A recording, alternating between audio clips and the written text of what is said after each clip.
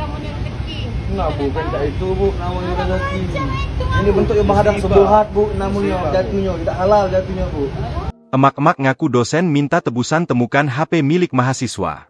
Video seorang ibu yang meminta uang tebusan atas handphone yang ditemukannya di lingkungan UIN Raden Fatah Palembang menjadi sorotan publik setelah beredar luas di media sosial. Rekaman tersebut diunggah akun TikTok Syagon pada Jumat, 13 Februari 2026, dan sudah ditonton lebih dari 300.000 kali. Dalam video terlihat perdebatan antara seorang ibu dan mahasiswa yang mengaku sebagai pemilik handphone yang hilang. Peristiwa itu disebut terjadi di area kampus dan memancing perhatian warganet.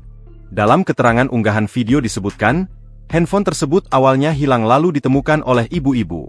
Namun saat pemilik hendak mengambil kembali barang miliknya, sang ibu diduga meminta uang tebusan sebesar Rp250.000.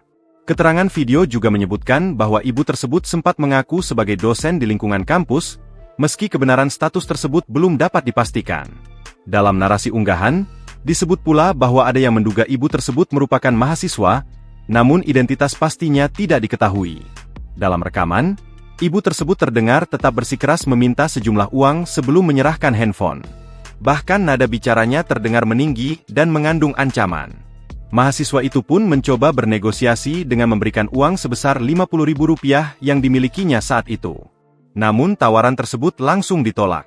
Merasa tidak ada titik temu, mahasiswa tersebut akhirnya menantang untuk menyelesaikan persoalan itu melalui jalur hukum. Hingga akhir video, belum diketahui bagaimana akhir penyelesaian persoalan tersebut dan apakah handphone akhirnya dikembalikan. Download Tribun X sekarang, menghadirkan lokal menjadi Indonesia.